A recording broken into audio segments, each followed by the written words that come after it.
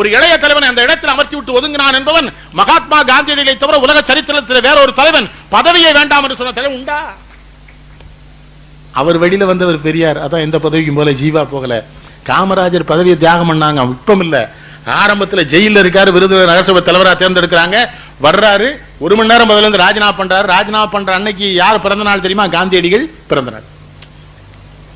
பதவியை தூக்கி எறியணும், பிடிச்சா விட மாட்டேங்கிறானே, குரங்கு மாதிரி பிடிச்சிக்கிறாங்க. மக்களா தூக்கி எறிஞ்சப்பறம் வேற வருத்தப்படுறான். எத்தனையோ இன்னொன்னுங்க, காமராஜர் ஒரு தடவை கேட்டோம்னாங்க, எவ்வளவோ செஞ்சிருக்கோம்லாங்க, இதெல்லாம் நம்ம நிறைய விளம்பரம் பண்ணிருக்கோம். ஒரு வார்த்தை பதில் சொன்னாரு, இந்தா அவன் வரி பணம்னு, அவன் வரி பணத்தை அவனுக்கு முறையா செலவழிக்கிறதுக்கு தான் நம்மளை வேலைக்காரனா வச்சிருக்கான்னு, நமக்கு அவன் வரி பணத்துல சம்பளம் தர்றான்னு, வேலைக்காரன் இதுக்கெல்லாம் செலவழிக்கிறது உரிமை உண்டுன்னு, அவன் காரியத்தை அவனுக்கு செஞ்சிருக்கோம், அவனுக்கு தெரியும் மூடுன்னார். 1.5 கோடி ரூபாய் மணிமுத்தார், 1.5 கோடி ரூபாய் கேட்டார். 1.5 கோடி ரூபாய் ஒரு வாரத்துக்குள்ள வேணும்னார். கோசல்ராம் வந்தார்ல, ஒரு மாசத்துக்கு கேட்டார், ஒரு வாரத்தில் வாங்கி கொடுத்தாரு மணிமுத்தார். அணை வந்து எத்தனை அணை அணையா கட்டி வச்சாரு. வாத்தியார்கிட்ட கும்பிட்டார், ஆசிரியர்கள்ட்ட கும்பிடுறேன், ஏழை பிள்ளைகளை எல்லாம் உன்ட்ட அனுப்புறேன், ஏமாத்திராதேன்னார். என்ன சொன்னாரு? திருநெல்வேலிக்கு வர்றாரு சேர்மாதேவி, அந்த வாவேசேர் குருகுலம் இருந்த அந்த கேட் அடைச்சிருக்குது. ஒரு பையன் மாடு மேய்ச்சிக்கிட்டு இருக்கா, இவர் பாக்குறாரு, கூப்பிட்டாருன்னா பள்ளிக்கூடம் போலையான்னாரு.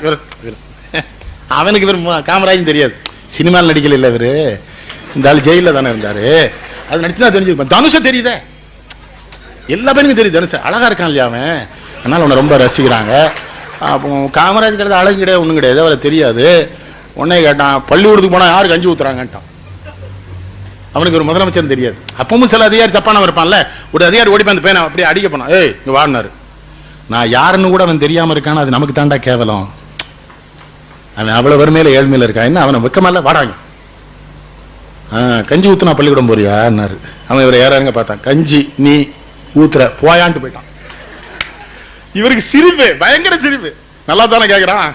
நேர மெட்ராஸ் போனாரு, NT சுந்தரவடியில கூப்பிட்டாரு. சுந்தரவடியில இந்த பசங்களுக்கு ஒரு நேரம் சோறு போட்டு பள்ளிக்கூடத்துக்கு கூப்பிட்டா வரவான்னு நினைக்கிறேன். அது 2 அணா மதிய உணவு. ஒரு செய்தி உங்களுக்கு சொல்றேன், புரட்சி தலைவர் எம்ஜிஆர் காங்கிரஸ்காரர் 1963 காமராஜர் பிறந்த நாள் வாழ சென்னையில கிடந்துகிட்டு எம்ஜிஆர் என்ன சொன்னா தெரியுமா? என் தலைவர் காமராஜர்னார். நினைவர்களை சித்திக்கு அது பெரிய பிரச்சனையாச்சு. அதனாலதான் அவர் புரட்சி தலைவர் எம்ஜிஆர் அந்த மதிய உணவு திட்டத்தை சத்துணவா விஸ்தரிச்சார். காமராஜருடைய சீடர் பாத்தீங்களா? அப்படி வந்தது மதிய உணவு திட்டம். பேட்டை ரயில்வே கேட்டை மூடிட்டாயா, ஒரு இன்ஸ்பெக்டர் ஓடி போய் அந்த ரயில்வே கேட் கீப்பர் இருக்கான்ல, அவனை கேட்ட